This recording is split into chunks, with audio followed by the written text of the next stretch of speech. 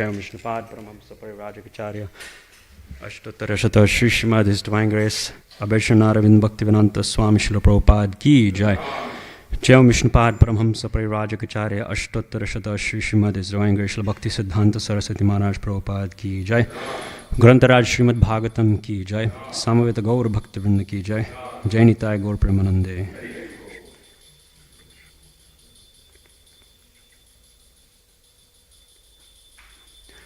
I need the Bhagavatam.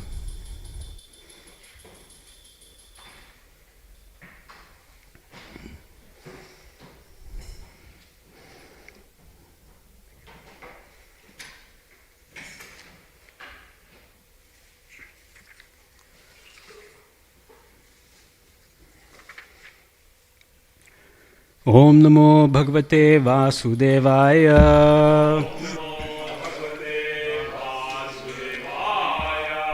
Om Namo Bhagavate Vasudevaya.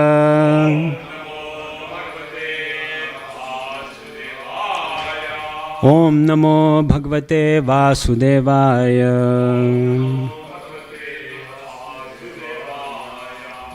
Today we're reading from Srimad Bhagavatam, Canto 3, Chapter 28, entitled Kapila's Instructions on Devotional Service, text number 28. Please repeat. Kaumodakim bhagavato dayitam smareta.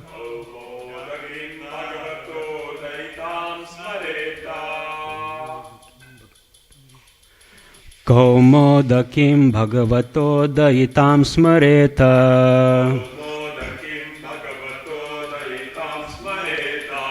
Digdam arati bhattashonita kardamena.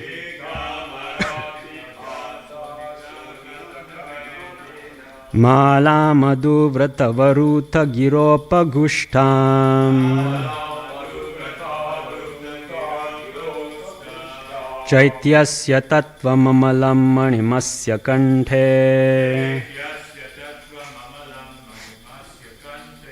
Kaumodakim bhagavato dayitam smareta. Digdam arati bhattashonita kardamena. Mala madhu vratavaruta giropagushtam. Chaityasya tattvamamalam manimasya kanthe. Kaumodakim bhagavato dayitam smareta. Digdam arati bhattashonita kardamena. Mala madhu vratavaruta giropagushtam. Chaityasya tattvamamalam manimasya kanthe.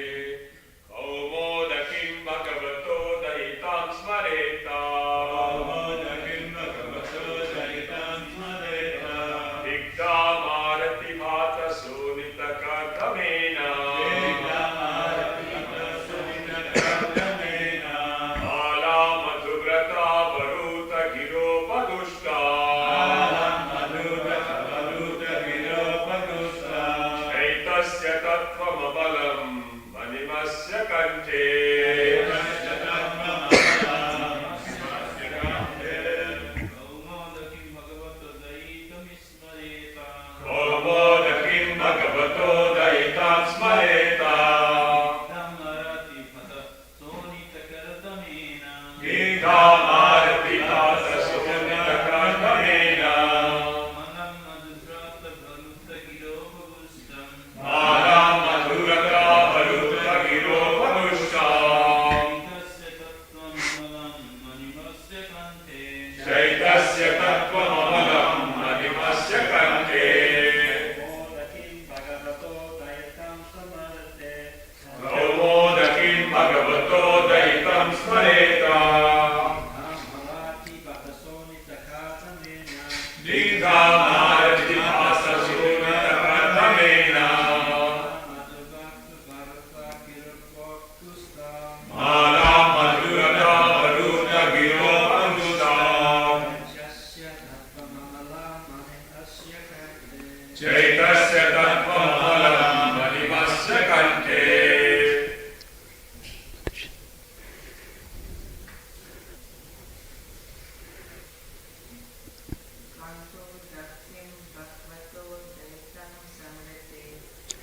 Komodakim bhagavato daitam smareta.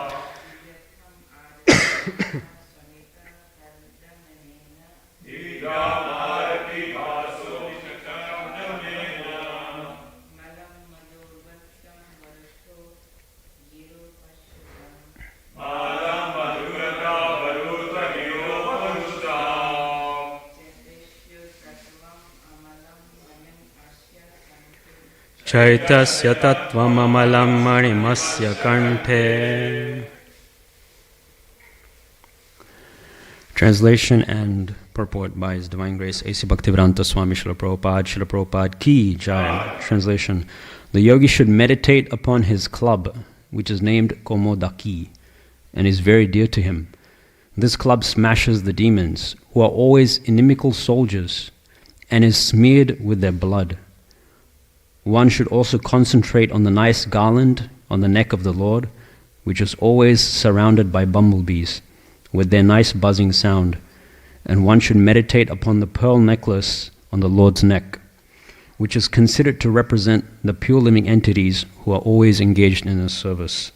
Purport: the yogi must contemplate on the different parts of the transcendental body of the Lord. Here it is stated that the constitutional position of the living entities should be understood. There are two kinds of living entities mentioned here. One is called the Arati. They are averse to understanding the pastimes of the Supreme Personality of Godhead. For them, the Lord appears with His hand clutching the terrible mace, which is always smeared with blood stains from His killing the demons. Demons are also sons of the Supreme Personality of Godhead. As stated in Bhagavad Gita, all the different species of living entities are sons of the Supreme Personality of Godhead. There are, however, two classes of living entities who act in two different ways. The Supreme Lord keeps on His neck those living entities who are pure, as one protects the jewels and pearls on the bosom and neck of one's body. Those living entities in pure Krishna consciousness are symbolized by the pearls on His neck.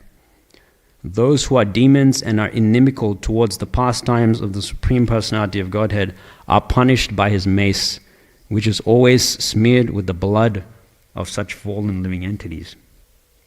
The club of the Lord is very dear to Him because He uses this instrument to smash the bodies of the demons and mix their blood. As mud is kneaded with water and earth, so the earthly bodies of the enemies of the Lord, or the atheists, are smashed by the club of the Lord, which becomes muddied with the blood of such demons. Om Jnanatimirandasya Gyananjana Shalakaya Chakshunmilitam Yena Tasmai Shri Gurave Namah Shri Chaitanya Manobishtam Stapitam Yena Bhutale Swayam Rupa Kada Mahyam Dadati Swapadantikam Vandeham Shri Guru Shri Utapada Kamalam Shri Gurun Vaishnavamscha Shri Rupam Sagrajatam Sahagana Raghunathan Vitam Tam Sajivam Sadvaitam Savadutam Parijana Saitam Krishna Chaitanya Devam Shri Radha Krishna Padan Sahagana Lalita Shri Vishakhan Vitamscha He Krishna Karuna Sindhu Dinabandho Jagatpate Gopesha Gopika Kanta Radha Kanta Namustate Tapta Kanchana Gaurangi Radhe Vrindavaneshwari Vrishabhanu Sute Devi Pranamami Hari Priya Vansha Kalpatarubhyasya Kripa Sindhu Bhyavacha Patitanam Pavanebhyo Vaishnavebhyo Namo Namah. Jai Shri Krishna Chaitanya Prabhu Nityananda Shri Advaita Gadadhara Shivasari Gaura Bhakta Vrinda. Hare Krishna Krishna Krishna Hare Hare Hare Rama Rama Rama Hare Hare Hare Krishna Krishna Krishna Hare Hare Hare Rama Rama Rama Hare Hare Hare Krishna Krishna Krishna Hare Hare Hare Rama Rama Rama Hare Hare. Lord Kapila starts this chapter to his mother Devahuti by saying, "My dear mother, or daughter of the king, now I shall explain to you the system of yoga, the object of which is to concentrate the mind. By practicing the system, one can become joyful and progressively advance towards the path of the absolute truth." So we're seeing very descriptive descriptions of Paramatma within the heart. Lord Kapila is speaking about Ashtanga Yoga. But the goal of Ashtanga Yoga, of course, is bhakti eventually. It's to realize the supersoul within the heart and to develop that feeling and that mood of wanting to render devotional service, active service to the Paramatma within the heart. So Srimad Bhagavatam is very merciful in that it is allowing us to understand what Paramatma within our heart looks like, even without us having to undergo all the tapasya that is required in the 8 stages of Ashtanga Yoga. If you read the 10th canto of Srimad Bhagavatam, there a very nice description is given also of Mother Yashoda. And she's churning the butter, and her sari is moving, and drops of perspiration, sweat are coming from her forehead, and her earrings are moving here to and fro. And Srila Prabhupada, or in the, I can't remember if it's Srila Prabhupada that mentions, or Srila Prabhupada's disciples who are writing the purport, they mention that this is a very nice description for those who are aspiring to follow in the footsteps of Krishna's pure devotees in Vrindavan, to meditate on such pastimes. So Srimad Bhagavatam is giving us the opportunity to understand exactly what Krishna within our heart looks like without us having to undergo the austerity. This is one way of concentrating our mind. Krishna in the Bhagavad Gita talks of different ways that we can attach our mind to him. For example, he talks about his vibhuti, his power, within different objects. Right? So he says, out of all bodies of water, he is the ocean.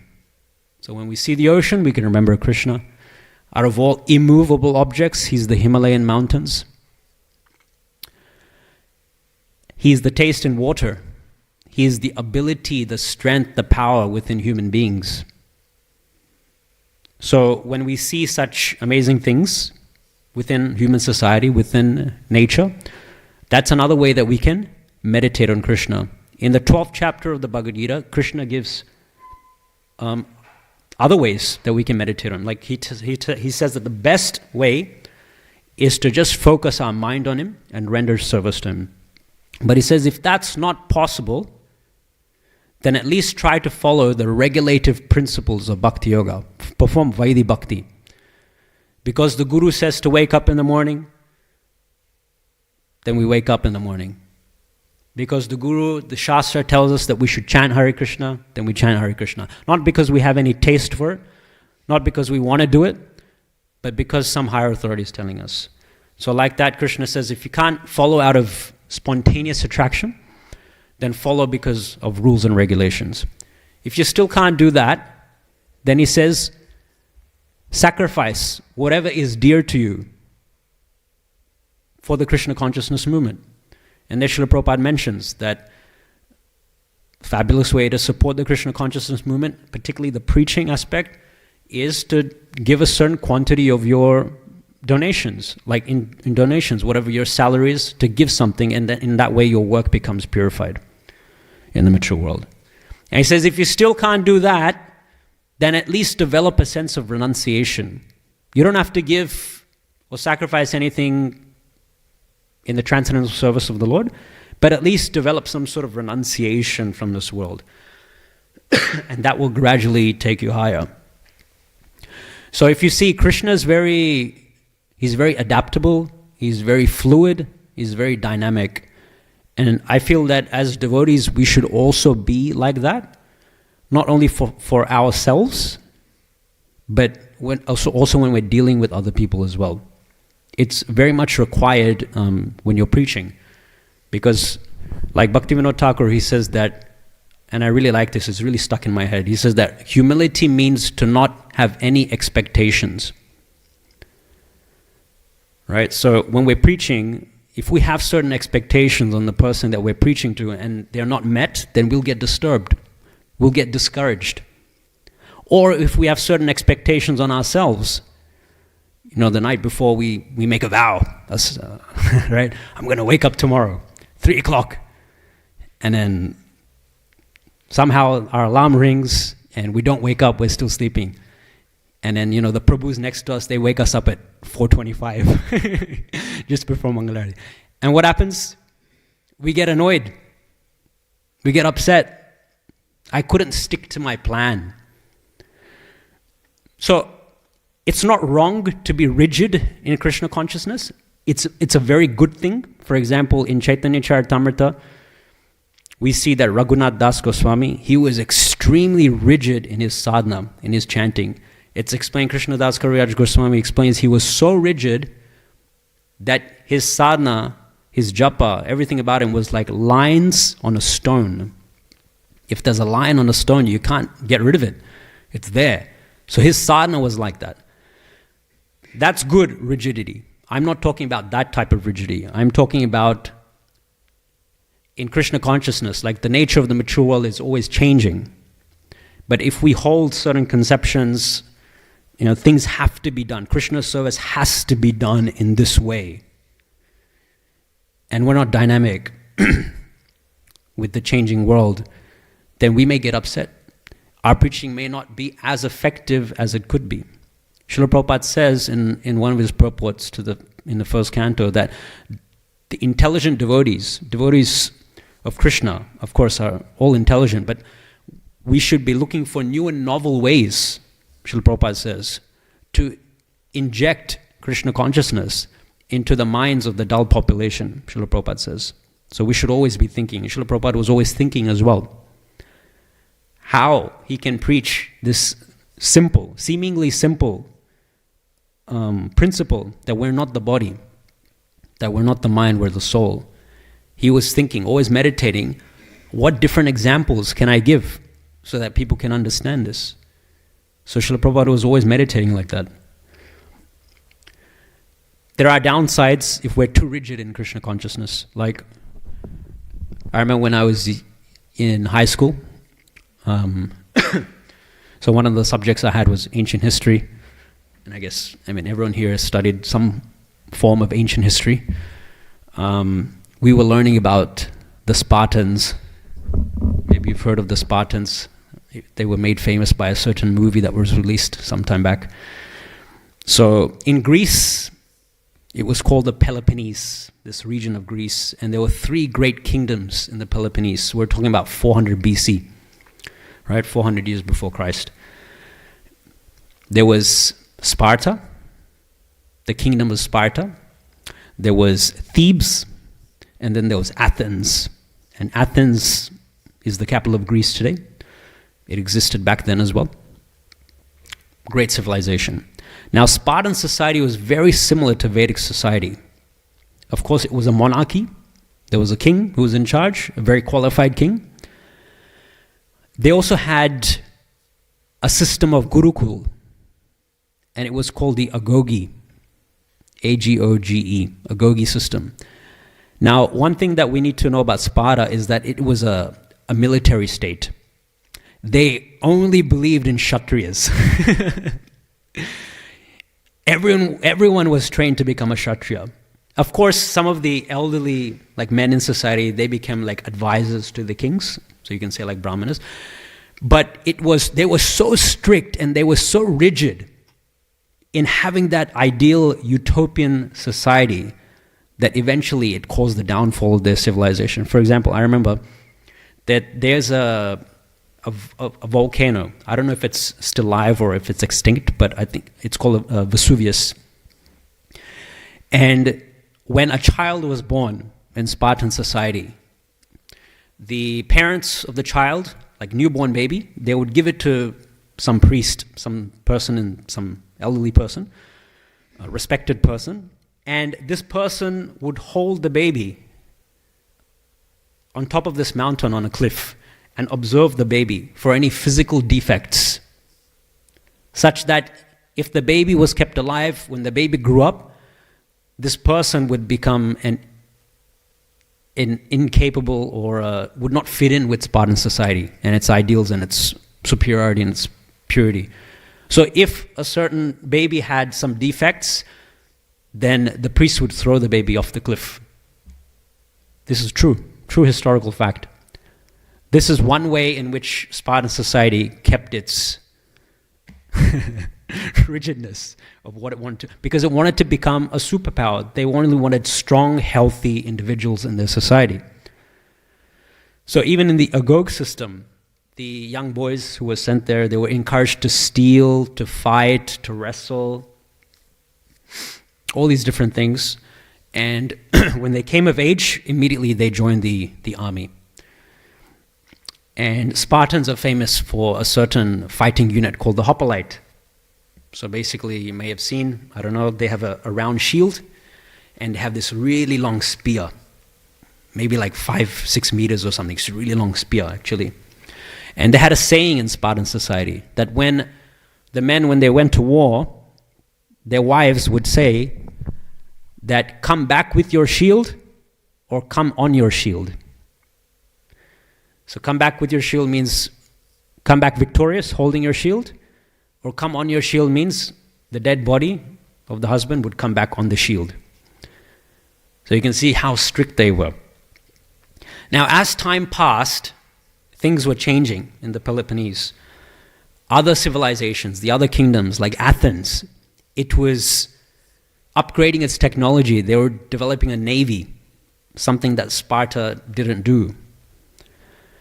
It was developing new military formations, like, for example, the Roman Empire came sometime later, and they developed the Roman Legion, which is like a very compact, versatile fighting unit. But the Spartan society, they kept their old fighting techniques.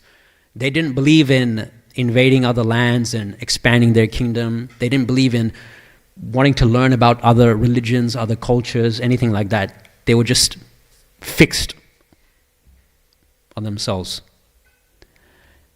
So much so that internally there was social strife, and externally from foreign invaders, because they had adapted to new ways and changing times, it eventually caused the downfall of this great, at least by material standards, civilization on Sparta. So that's a historical example that we can take a lesson from. So some time back, I came across a really nice article of one of Srila Prabhupada's God brothers. Now, how can we apply this principle in our Krishna consciousness of not being so rigid, but being fluid? So one of Srila Prabhupada's God brothers, so a disciple of Srila Bhaktisiddhanta Saraswati Thakur, his name was Narahari Das Brahmachari Seva Vigraha Prabhu. He was called Seva Vigraha Prabhu. What does Vigraha mean? Like we say Archa Vigraha. Vigraha means form. He was known as Seva Vigraha Prabhu. Why? Because he was the embodiment of devotional service to Lord Krishna and to Vaishnavas. He was so dedicated and so selfless that Srila Bhaktisiddhanta Saraswati Thakur considered him to be his intimate servant. Just to free himself up, Srila Bhaktisiddhanta Saraswati Thakur, just to free himself up, he entrusted Seva Vigraha Prabhu to take care of the Chaitanya Mutt. So we know that Bhaktisiddhanta Saraswati Thakur established 64 mutts around India, like monasteries, preaching centers for Gaudiya Vaishnavism. So I believe the Chaitanya Mutt is somewhere near Mayapur. And he told Seva Vigraha Prabhu, you take care of this mutt and all the residents in this mutt. That is your service that I'm giving you as your spiritual master. And he did that. And that allowed his spiritual master to get freed up to be able to freely preach Krishna consciousness everywhere. And he was so dedicated, Seva Vigraha Prabhu, he was so dedicated to his service. It's said that no one knew when he slept, no one knew when he woke up. All the new, people that used to come and joined the ashram, he would be there with them as they slept. He would wake them up in the morning. He would cook for them. He would clean after them. Whatever was required, he did it. He wasn't stuck that I need to perform bhakti in this way. I need to serve Krishna in this way. Whatever was required, he did. And he never complained. In fact, Srila Prabhupada, our Srila Prabhupada, when he heard the news that Sri Seva Vigraha Prabhu passed away, he actually wrote a letter to his godbrothers expressing his condolences, expressing his sorrow at that event. They used to call him, Srila Prabhupada's godbrothers used to call him Narahari Da. Da means like elder brother. And there's a couple of really nice, amazing stories about him that, as I said, he was so selfless and so fluid, whatever needed to be done. If someone was sick, he would take care of them very nicely until they recovered. Never complained about any bodily discomfort. He was so lacking on sleep that he used to tie his shika with a rope to a point on the roof, and he would chant, so that if he felt sleepy, then if his head went like that, then he would feel the pulling on his shika, so then he would wake up again. There was once an incident where a couple of the ashram devotees, they went out to buy groceries for the ashram, for the service of their lordships. And in this particular area, the the people who used to sell the vegetable vendors, they used to be a little rowdy. They like to quarrel, they like to bargain a lot. So there was 3 of them that went, and one of the devotees was Seva Vigraha Prabhu. And they started to bargain, and it got a bit heated. And one of the sellers, one of the vendors, he actually hit one of the ashram devotees, and the ashram devotee, he started to bleed. And the third person that was there, the third ashram devotee that was there, he saw this, and he got so angry, so upset that he recounts that he got a bamboo stick, and he whacked that vegetable seller because he had drawn blood from that other devotee. And as soon as the bamboo stick hit the vegetable seller, he just dropped down to the floor. And then it got even more rowdy. People started to get even more angry. And Seva Vigraha Prabhu told these 2 devotees that he was with, he took them back to the mutt, he locked them there. He came back out onto the street, and single-handedly, very sweetly, he pacified all the people that were angry. And they continued supplying the vegetables to the devotees there. So I thought that this was a really nice example that we can meditate on. If we want to prevent ourselves from getting discouraged or getting disturbed or anything like that in Krishna consciousness, then we should develop this attitude of just doing whatever is required. Then we'll be peaceful in our mind. And as I mentioned, that's the strategy that Krishna himself adopts. He has an ideal standard that we should follow. Like, for example, Prabhupada said that the holy name, you don't have to think about anything. You just chant and you just hear. The sound vibration comes out of your mouth and it's just supposed to go into your ear. My Guru Maharaj gives the example of a baseball player. Right? So when you're playing baseball, when the pitcher is throwing the ball at you, the ball is coming at you with such fast speed, much faster than cricket. Because in cricket, you got to do that. But in baseball, you just peg the ball.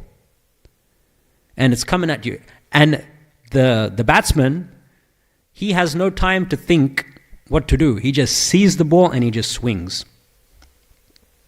So that's what we are supposed to do in an ideal state with the holy name. The name comes out of our mouth and it just goes into our ear. We just hear very attentively.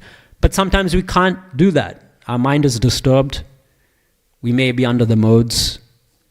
So what? Do we get upset? No, we need to be fluid. We need to adapt to the situation we're in.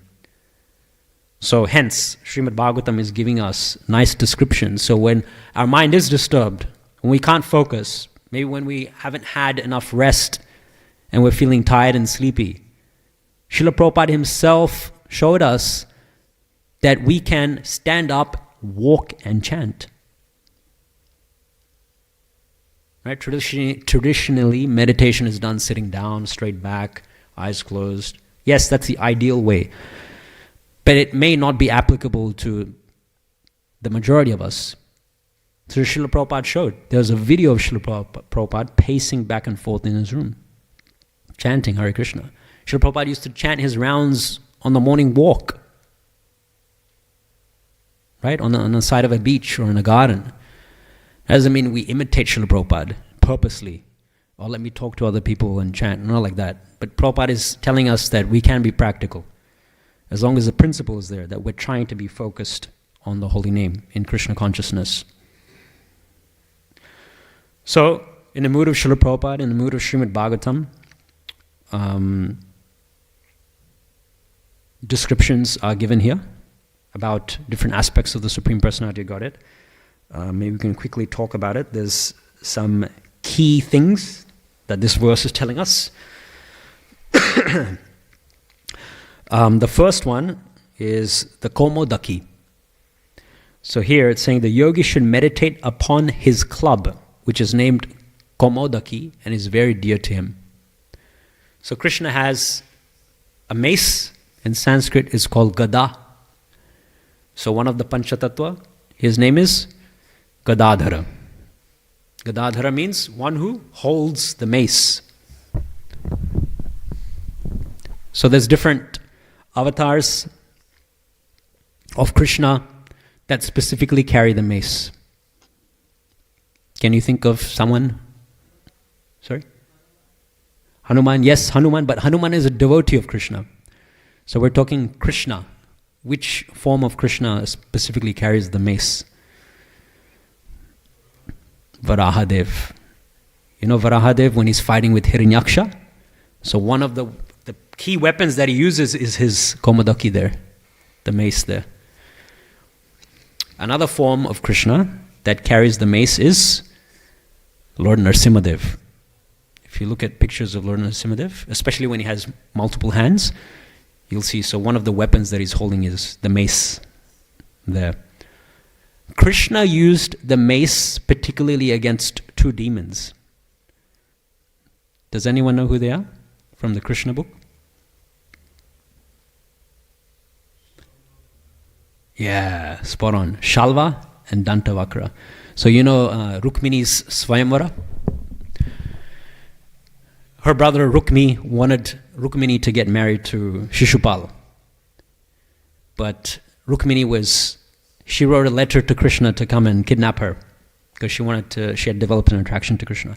So Krishna came on his chariot, Balaram was there, all the Yadavas were there, and Krishna came and very nonchalantly kidnapped Rukmini and drove away in the chariot. And all the kings that were there, they got so angry. They started to give chase to Krishna and they were defeated. So some of the kings, they made a vow that we will defeat Krishna. We'll never give up. So one of those kings was Shalva. He was a friend of Shishupal. So in order to retaliate against this incident, he decided to worship Lord Shiva. And he got a boon from Lord Shiva that he would get this enormous aerial mansion. And he could fly anywhere he wanted, and it had mystic powers. It could become invisible.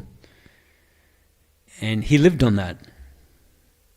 So one day Shalva decided to attack Dwarka when Krishna was not there. And it's explained in Krishna book, if you read, there was so much destruction happening. And it was practically impossible to defeat this airship of Shalva. Pradyumna, he came out of Dwarka and he tried to fight Krishna's sons. They came out, the Yadavas, they came out, they tried to fight against Shalva. It was very difficult. But then finally Krishna comes. I can't remember where he was. Maybe Hastinapur. Finally Krishna comes back to Dwarka and he sees this situation. And he throws some arrows. Actually, he destroys the ship. Shalva comes down, crashing to the ground. And it's explained then Krishna gets out his mace and he charges at Shalva. And he fights with Shalva. And he kills Shalva with his Komodaki. And then Dantavakra is also there. So Krishna also fights with Dantavakra with his mace and defeats him. So this Komodaki mace, it's explained where it actually came from. We know that the Khandava forest pastime in Mahabharata, right? Agni, he wanted to cure his indigestion, so he wanted to devour the Khandava forest. So as the story actually goes, long time back, there was a king in a certain kingdom, and he was addicted to performing yagyas. So he just kept performing yagyas, and there was so much smoke that was created in his kingdom that when he asked a certain rishi to come and perform a yagya, they'd be like, no, we can't come into your kingdom. It's too smoky there. So finally, he was looking around. Who can do this for me? Who can do this for me? And finally, he found Durvasa Muni. And Durvasa Muni agreed to become the priest for his yagyas.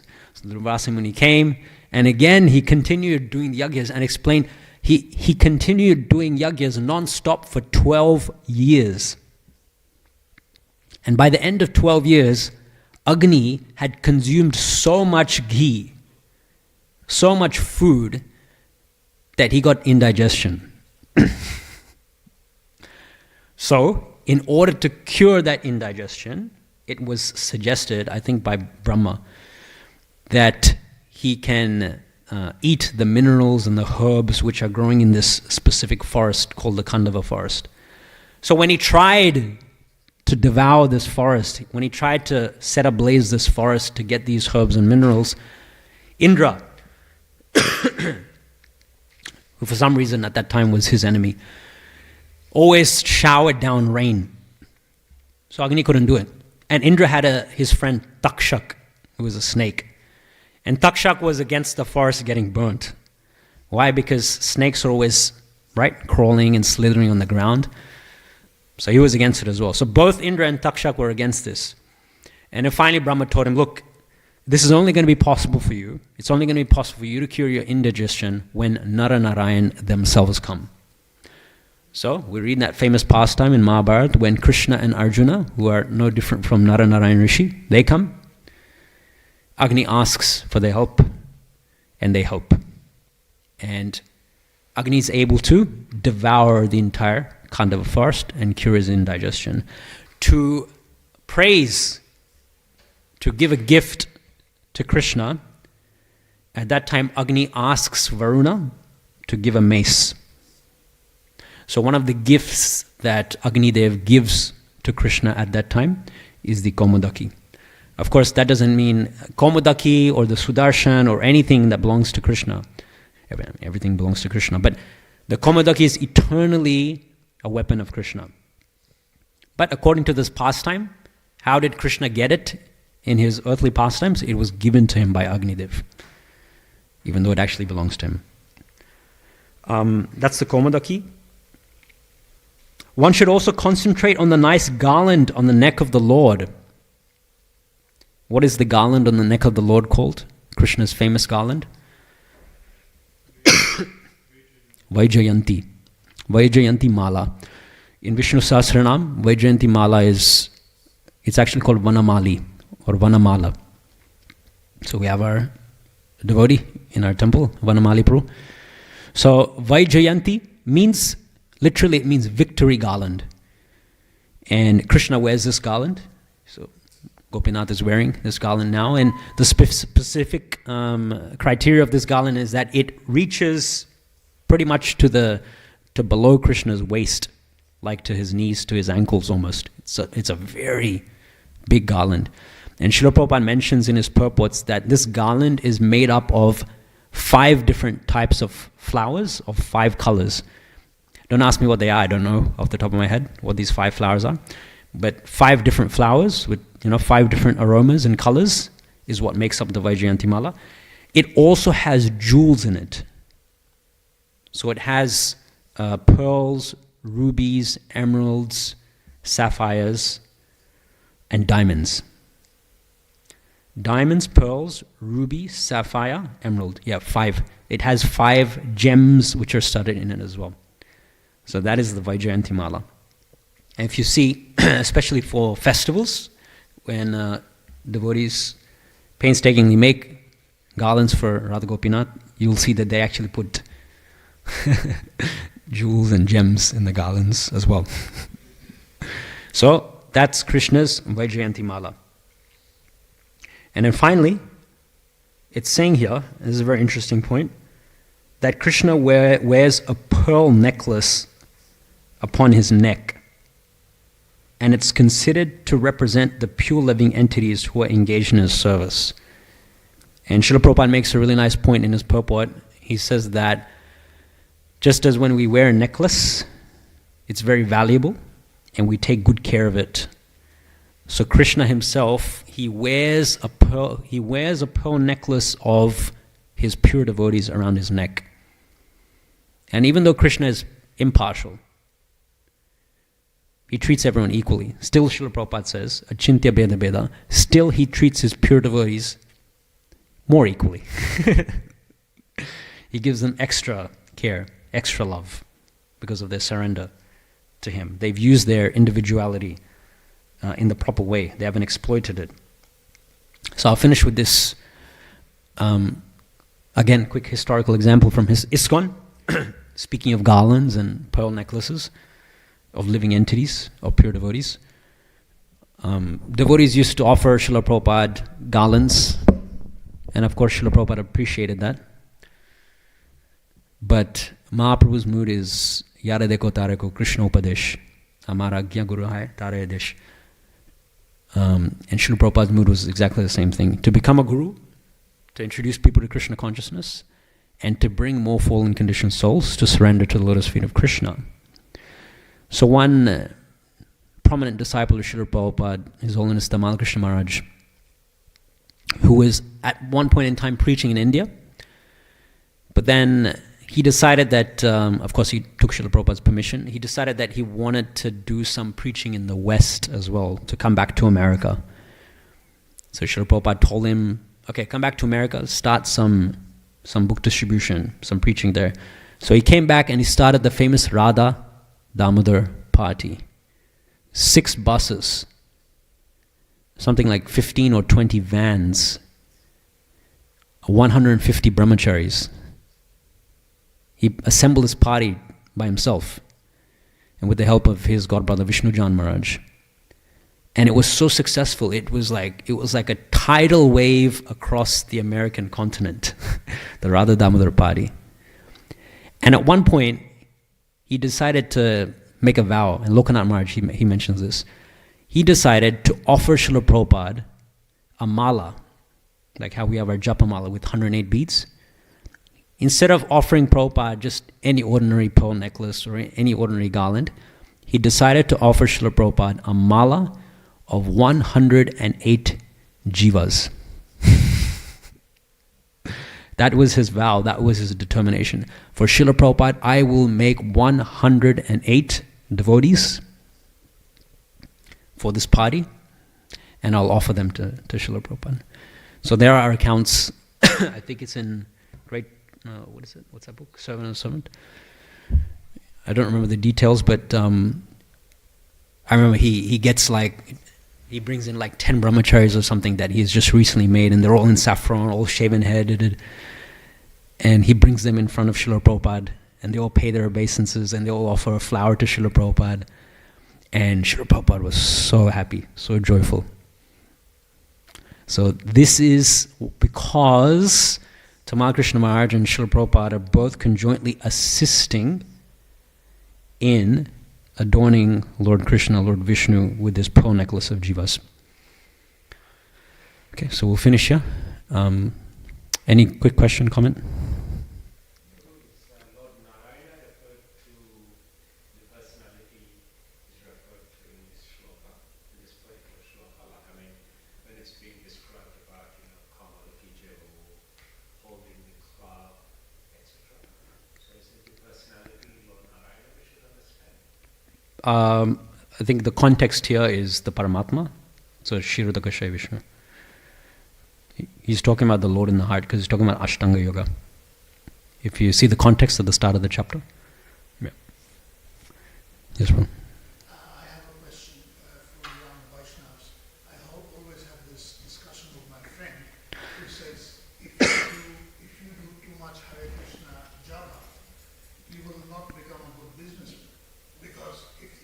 give up materialistic attachment, how can you think about business? So what do you have to say about this comment?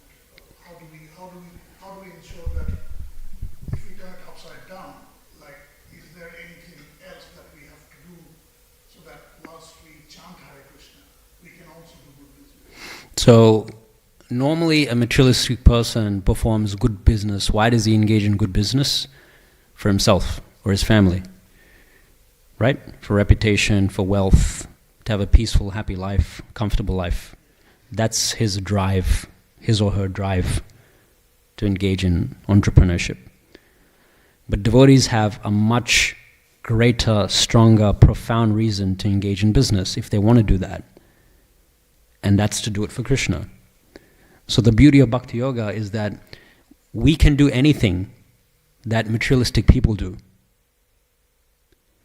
But our motivation is stronger because we're not doing it for ourselves, but we're doing it for Krishna. And by doing it for Krishna, we benefit as well in our lives, spiritually and materially. So there are examples of great businessmen, Vaishnavas in ISKCON, who are doing much more successfully than ordinary materialistic business. For example, Srila Prabhupada's disciple Ambarish Prabhu, who is the great-grandson of Sir Henry Ford, the car dealer. And he's one of the leading devotees who is helping to build the Temple of Vedic Planetarium in Mayapur. He's giving his money for that purpose. Yeah, and he's the key donor. So when people say that we lose our drive if we practice spiritual life, then they're actually not practicing Krishna consciousness. Because in Krishna consciousness, we have an even greater drive and even greater motivation, impetus to do what the materialistic people are doing because we're doing it for someone that we love more than ourselves, which is Krishna.